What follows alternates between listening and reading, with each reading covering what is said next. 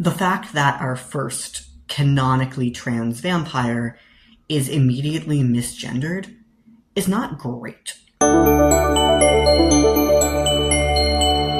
friends, it's Shay. I'm trans and I craft. Welcome back to my channel. I haven't been crafting much lately because I've been dealing with a pinched nerve situation, but the Vampire Lestat has finally premiered on AMC+, and there is a non-binary vampire, so let's talk about it. The books are incredibly trans. Hello. The source material is... The source material... Cat break.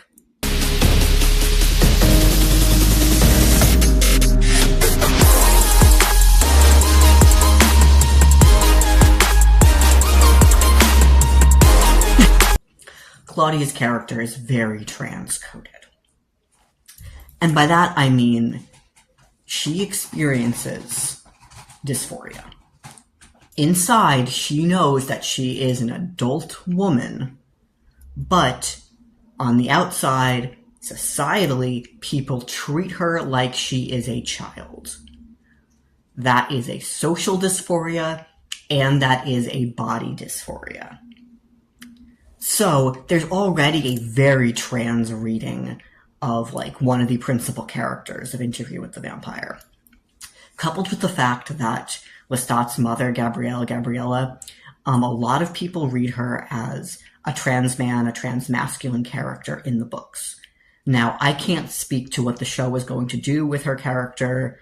We've only gotten one episode as of me recording this video, and I trust the show enough that I'm interested to see what they do with this adaptation.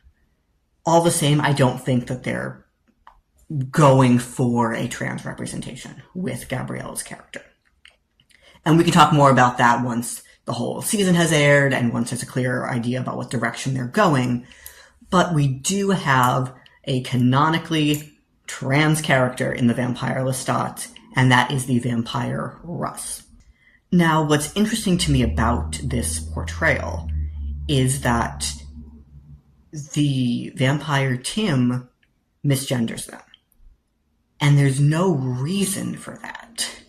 It almost draws more attention to the fact of like, oh look, we're using they, them pronouns. And personally, it was really the only moment in the episode that pulled me out of the story. Because it felt like it was written by cis people who don't know how to write trans characters other than just a kind of like vague reference, and we're just going to leave it at that. Now, I'm sure that Russ is going to come back up. We're going to see the Fang Gang again. The Tooth Team. Oh my god, I love it so much.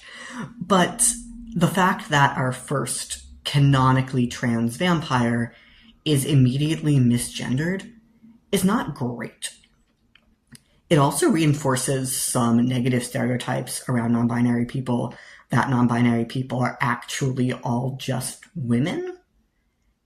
And that's not true. Not only are non-binary people not women, but also not all non-binary people were assigned female at birth. So it just felt like a very strange moment in the show, because the scene could have progressed the exact same way if Tim had just said, they're Russ. Wouldn't have made a difference. Lestat could still make some type of a snide comment about silence at the urinal. But an interesting thing that they're doing was I appreciated that this scene took place in a public bathroom. Because even with misgendering Russ, it's still pretty, not innovative, but it's still fairly interesting to see a trans character using a public restroom. And that is not the subject of conversation.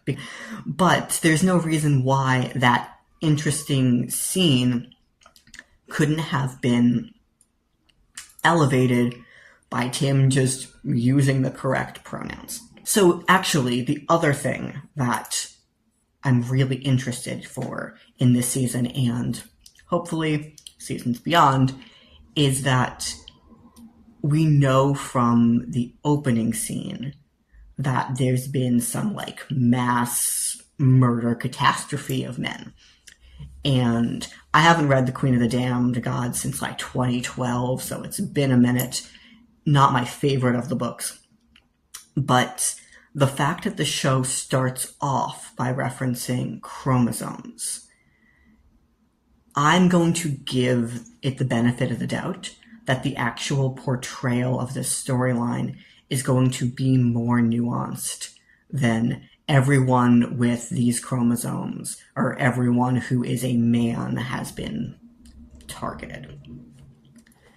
And I'm saying that because the way the show took the concepts around race in the first 2 seasons off of a book where Louis is a plantation owner, and adapted that, elevated it to say, we're going to keep the same concepts. We're going to still talk about somebody profiting off of the bodies of others, but we're going to change it from plantation owner to brothel owner, and we're going to complicate it by making Louis a black man.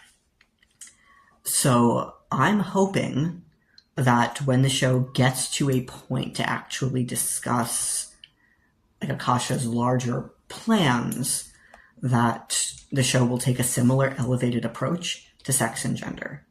Because there's no reason why it would make sense to go target people based on chromosomes. It's very biologically essentialist and weirdly assumes that like all men are inherently violent just on the basis of being men. And like, where does that leave trans people? Where does that leave Russ? It's a concept that does not work in the present day when our understanding of sex and gender has evolved. And really, I'm curious to see how that's going to play out. Like, because the chromosomes don't do it. Most people don't know their chromosomes. And not all men have the same chromosomes. Not all women have the same chromosomes. And chromosomes are not the only indicator of a person's sex. Let me know your thoughts. I am so curious to hear how other people are thinking about Russ, are thinking about transness in this series, in this universe, and how people are expecting to see ideas of sex and gender play out across this season and hopefully future seasons down the line. Love you all. I'm so excited for this season. I've been waiting for years, waiting for an adaptation since I read the books in 2011. Oh my God. So please understand that this is a critique, but in the kindest, nicest, like I am a fan and I am going to keep watching this show and gushing about it and probably make a few more videos that tie my love of Interview with the Vampire, Vampire Lestat, Vampire Chronicles with crafting. But for today, this was a good opportunity to talk about non-binary vampires. I love you. I'll see you in the next one.